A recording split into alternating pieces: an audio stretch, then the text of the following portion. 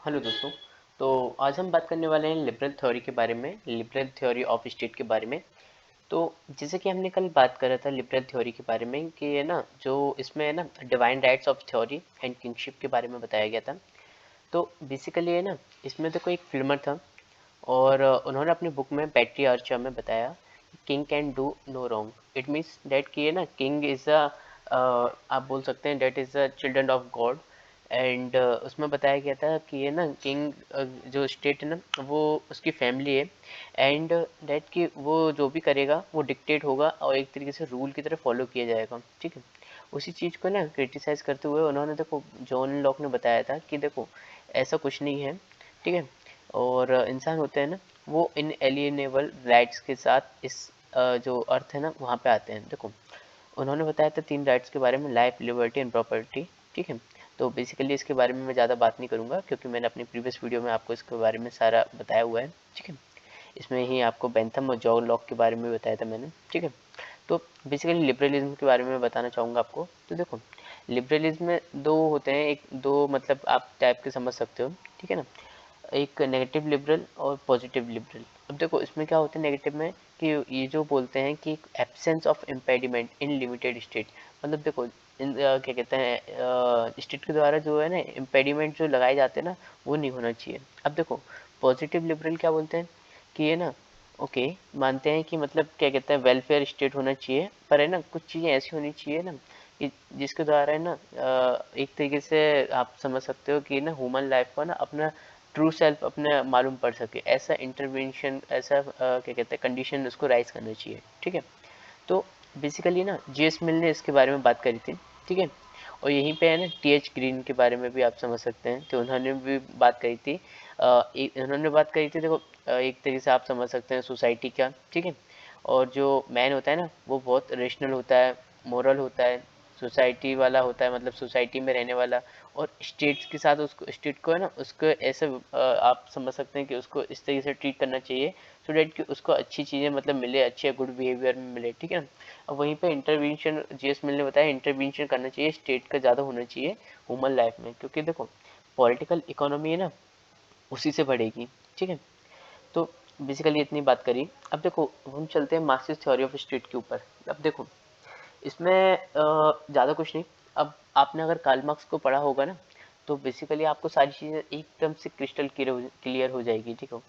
देखो Karl Marx ने अपना सबसे ज़्यादा जो फोकस है ना वो इकोनॉमिक क्राइसिस पे दिया था, सॉरी इकोनॉमिक बेस पे दिया था। ठीक है। अब देखो उन्होंने बताया था ना कि इकोनॉमिक बेस क्या है कि सब कुछ हैंडल कर सकती है, इन्फ्लुएंस कर सकती है सभी चीज़, जैसे स्टेट, जुडिशरी, पुलिस, ये सारी चीज़ें उसको हैंडल कर सकती है। ठीक है। यहाँ पे मैंने आपको एक स्ट्रक्चर भी बताया था, ऊपर वाला सुपर स्ट्रक्चर है, नीचे है आपका क्या कहते हैं जो सब स्ट्रक्चर है वो। ठीक है। अब देखो मार्क्स के द्वारा है ना ये सारी चीज़ें बताई गई है। मार्क्स ने बोला था देखो कि the theory of state is written in the reference of liberal theory of state. ठीक है। मतलब जो लिबरल थ्योरी दी थी ना उसके रेफरेंस में दी गई थी, और इसमें कुछ चीज़ें लिमिटेशन निकल के भी आई थी लिबरल थ्योरी में से। अब देखो मार्क्स का जो व्यू है ना, क्या कहते हैं मार्क्स स्कॉलर्स का जो व्यू है। अब देखो उसमें बताया गया है जो लिबरल स्कॉलर है ना उनका देखो ये कहना है कि स्टेट है ना वो न्यूट्रल होने का काम करता है, न्यूट्रल है। ठीक है। वो किसी की तरफ नहीं होता, वो जस्टिस प्रोवाइड करता है। ठीक है। एक्सप्लोइटेटिव नहीं करता ह्यूमन का। और दूसरा इक्वलिटी उसमें लेके आता है। अब देखो यहीं पे है ना मार्क्सिस्ट स्कॉलर बोल रहे हैं कि देखो स्टेट है ना एक तरीके से आप कह सकते हैं कैपिटलिस्ट का एक इंस्ट्रूमेंट की तरह काम कर सकता है। ठीक है। और उनके बिहाफ में सारा काम करता है, ऐसा आप समझ सकते हो। और वो कभी भी जस्टिस प्रोवाइड नहीं करता, एक्सप्लोइटेटिव करता है। क्योंकि देखो अब जब कैपिटलिस्ट उसके साइड में है, कैपिटलिस्ट जो एक्सप्लोइट करते हैं वर्कर्स को, तो स्टेट भी तो करेगा। दूसरा इक्वलिटी कहाँ से आएगी अगर ऐसा होगा तो। ठीक है। अब देखो यही चीज़ बताया है कि state is not a neutral. ठीक है। स्टेट न्यूट्रल नहीं है और एक तरीके से क्लास इंस्ट्रूमेंट है। ठीक है। अब it is a agency of fulfillment and interest of capitalist class interest, and theory of welfare state is intellectual justification of liberal state। ठीक है। अब यहीं पे ना दो चीज़ें मैं आपको बताना चाहूँगा कि देखो चलिए मैं आपको नीचे बता दूंगा इंस्ट्रूमेंट के बारे में। अब देखो देखो अगर ये सारी चीज़ें आ भी जाए ना वर्कर्स के हाथ में, मतलब ये सारी चीज़ें चेंज भी हो जाए तब भी है ना वर्कर्स के हाथ में कुछ नहीं लगना है। क्यों? उनकी सिचुएशन वैसी ही हो रहने वाली है। चाहे वो आप समझ सकते कम्युनि अगर वो रिवॉल्यूशन भी करते हैं तब भी उनके कुछ हाथ में नहीं आने वाला है, और नहीं भी करें तब भी कुछ हाथ में नहीं आने वाला है। अब देखो यही चीज़ बताया है, nothing much to change with the respect of situation of working class. ठीक है, even after introduction of welfare state. क्यों? क्योंकि देखो the idea of welfare state is nothing but the ideological domination है कैपिटलिस्ट क्लास की। ठीक है, और दूसरा है ना कि मार्केट जो स्कॉलर्स है ना give their idea in 2 levels. उन्होंने 2 लेवल पे आइडिया दिए हैं, या तो नेचर ऑफ स्टेट होना चाहिए कैपिटलिस्ट सोसाइटी का, या फिर नेचर ऑफ स्टेट होना चाहिए सोशलिस्ट सोसाइटी का। ठीक है, बट दोनों में ऐसा कुछ नहीं होता। क्यों? क्योंकि देखो सोशलिस्ट क्लास में ना ये सारी चीज़ें ना स्टेट और गवर्नमेंट के पास ये सारी चीज़ें पावर चली आती है, और कैपिटलिस्ट क्लास में आप जानती हैं कि ये ना कैपिटलिस्ट के ऊपर होता है। अब देखो इसके बारे में बात करते हैं।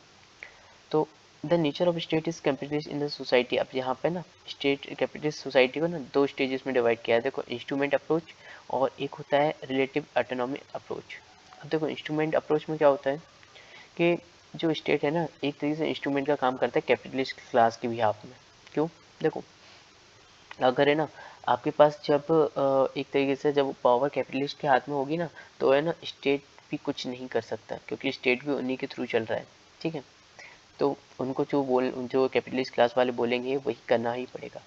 अब देखो यहीं पे रिलेटिव ऑटोनॉमी देखें तो है ना मार्क्स ने अपनी बुक में देखो 18th ब्रूमेयर ऑफ लुइस बोनापार्टे इसमें बताया था बोनापार्टिज्म। अब यहाँ पे क्या होता है ना कि एक रिवॉल्यूशन छिड़ जाता है, उसके बाद है ना एक टाइम के बाद है ना कि स्टेट है ना अपने अपने क्या कहते हैं आप समझ सकते हैं कि पावर को अपने अंडर ले लेती है। उसके बाद है ना उसका आप क्या कहते हैं डेलीजिएटली जो पावर होती है ना वो उसकी आवाज़ आ जाती है। ठीक है, और दूसरा ये है कि क्या कहते हैं उसमें क्या है कि उसके बाद में इकोनॉमिक जो बेस है ना उसकी ना सुनते हुए उसको उसकी मतलब इकोनॉमिक बेस को उसकी फॉलोइंग कंडीशन मानना पड़ता है। इसके बारे में अभी आगे पे हम डिस्कस करेंगे। ठीक है, बेसिकली देखो अगर इसके बारे में बात करें with respect to nature of the state capitalist society we can see 2 approach, instrumental approach और साथ ही रिलेटिव ऑटोनॉमी अप्रोच। अब देखो उसमें क्या होता है कि है ना इंस्ट्रूमेंट अप्रोच में यहाँ पे ना जो स्टेट है ना here state is projected as the instrument capitalist class and this is based on base economic base आप समझ सकते हैं and super structure model of Marx. अब देखो यहाँ पे ना वही चीज़ बताया गया है इस मॉडल में ना state is a structure, it is not a structure but reflection of state. State is executive of committee of capitalist class. Overall देखो ऐसा कहना है कि ये ना जो कैपिटलिस्ट क्लास होती है वो है ना स्टेट को अपने मनचाहे तरीके से एक तरीके से आप बोल सकते हो वर्क कराती है। State is an instrument of कोर्सन। In contemporary times में अगर देखें ना तो जो राल्फ मिलीबॉन्ड है ना उन्होंने इसके बारे में बताया था और एनालाइज भी किया है इसके बारे में और अपनी बुक में बताया ऑफ एन इंस्ट्रूमेंट अप्रोच। अपनी बुक जो है ना उन्होंने बताया है स्टेट इन कैपिटलिस्ट सोसाइटी। उसमें देखो ना राल्फ मिलीबैंड है ना उन्होंने बोला है exploration of myth of welfare state model के बारे में। ठीक है, उनकी analysis his analysis can be summarize under. अब देखो इसके क्या कहते हैं समराइज को देखते हैं। अब देखो आज के टाइम में भी ना लार्ज नंबर ऑफ एक्टिविटीज़ है ना प्राइवेट हैंड के अंदर ही है। ठीक है, दूसरा कि जो स्मॉल पोर्शन ऑफ पीपल है ना वो ये सारी चीज़ें हैंडल कर रहे हैं। ठीक है, तीसरा कि देखो मैरिजेबल जो रिवॉल्यूशन होता है ना क्या कहते हैं जिसको आप बोलते हैं so called marriageable revolution has not shifted power into hand of working class. मतलब तब भी वर्किंग क्लास के हाथ में पावर नहीं आती, that is it is still into hand of capitalist class. ठीक है, दूसरा जो मैरिजेबल जो पोजीशन होती है ना वो क्लास के ऊपर ही डिपेंड करती है, क्लास फिनोमिना से ही जाती है। जैसे आपको मैनेजर आप क्या कहते हैं कोई आपकी कंपनी में मैनेजर है तो अब देखो आप समझ सकते हैं कि उसी क्लास का उसी कोई रेंज का उसी के कहते हैं ब्लॉन्ग का पर्सन ही मैनेजर की जो कुर्सी है वो हासिल कर सकता है, बाकी है ना वर्किंग क्लास में से कोई नहीं ले सकता। ठीक है, दूसरा जो क्लास है ना विच होल्ड्स इकोनॉमिक पावर। कैसे? देखो ये सारी चीज़ें कंट्रोल करती अब जो है ना क्लास इकोनॉमिक पावर कंट्रोल करेगी वो पॉलिटिकल स्ट्रक्चर कंट्रोल करेगी। ठीक है ना, state continue act as a instrument. ठीक है, इसी वजह से इंस्ट्रूमेंट की तरह उसको क्या कहते हैं वर्क करा जाता है स्टेट का। और बुर्जुआजी क्लास मतलब आप कह सकते हैं कैपिटलिस्ट क्लास जिसको जर्मन वर्ड में बुर्जुआजी बोला जाता है।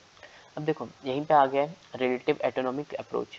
अब इसमें क्या होता है ना कि है ना this approach is based on the book of Karl Marx. इन्होंने अपनी बुक में बताया था 18 ब्रूमेयर ऑफ लुइस बोनापार्ट में बताया था। Here Marx has given the concept of Bonapartism. इसमें क्या होता है कि एक तरीके से ना डिक्टोरियल पावर आ जाती है। अब कैसे? तो Bonapartism is a situation when the state get dictatorial power and gain the relative autonomy from the capitalist class. ठीक है, कैपिटलिस्ट क्लास से। अब कैपिटलिस्ट क्लास को है ना, फिर इसके बारे में ना अभी तक कैपिटलिस्ट क्लास बोलता आया था, वो स्टेट ने सुना, पर अब जो स्टेट बोलेगा वो इनको सुनना पड़ेगा। वही चीज़ इसमें बताया गया है। अब देखो, इन्होंने अपनी बुक में बताया गया है, देखो, Marx has describe the situation of civil war in a French, ठीक है।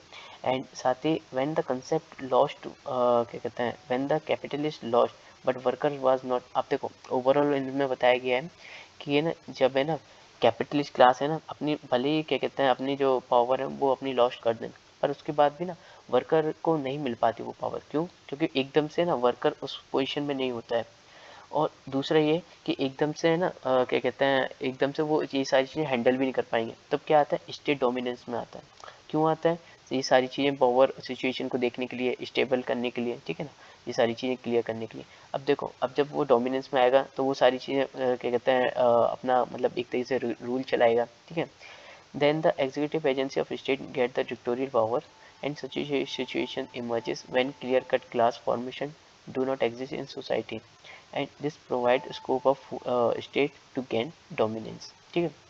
उसके बाद रिलेटिव एटोनॉमी में देखें तो relative autonomy theory of state is also based on Gramsci के वर्क में, ठीक है। एंड साथ ही ना मार्क्सिस्ट ने फोकस किया रिलेटिव एटोनॉमी में, क्योंकि देखो वो बिलीव करते थे कि स्टेट अल्टीमेटली प्रोटेक्ट क्या कहते हैं इंटरेस्ट ऑफ कैपिटलिस्ट क्लास, ठीक है। दूसरा, इसका क्रिटिसिज्म भी होता है। देखो, लिबरल है ना, उन्होंने इस चीज़ के बारे में काफ़ी बोला था। क्यों? देखो, जो है ना, उन्होंने बोला था कि ये जो मार्क्सिस्ट का जो क्रिटिसिज्म है ना, वो अनवारंट है। अब देखो, अनवारंटेड क्या होता है? मतलब एक तरीके से बेहुदा, ठीक है, या फिर कोई काम का नहीं है, ऐसा। अब देखो, लिबरल है ना, अब वो तो अपनी सफाई में कुछ ना कुछ तो बोलेंगे।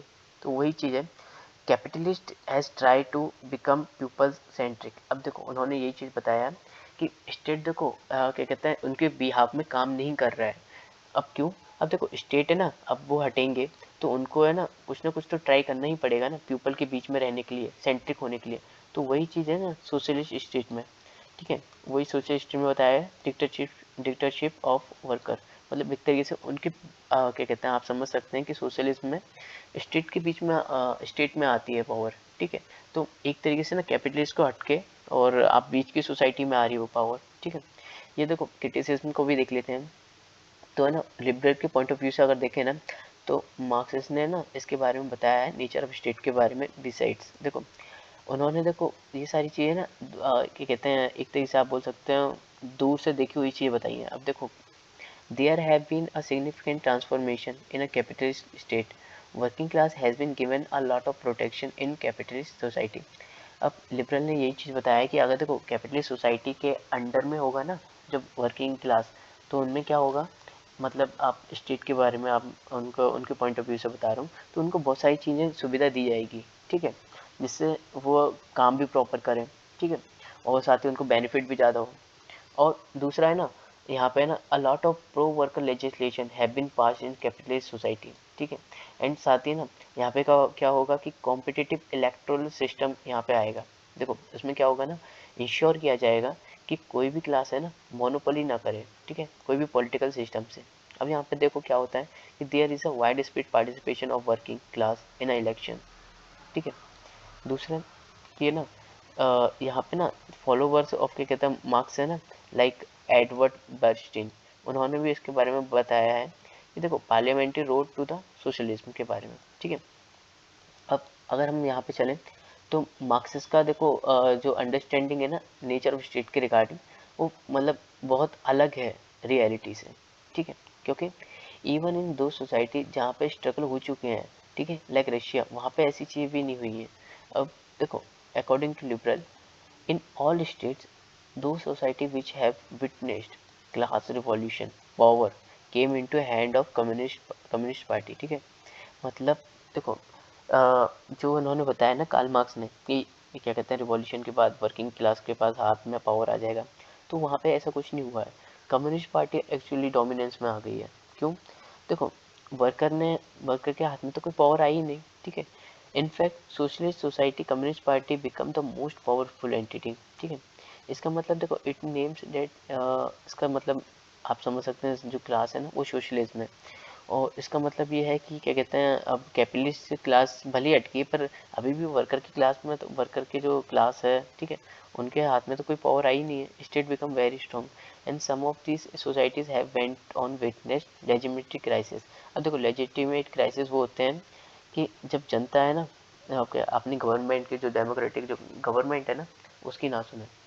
अब वही चीज़ है socialist state of eastern Europe, such legitimate crisis was not witnessed by the liberal state of west, ठीक है।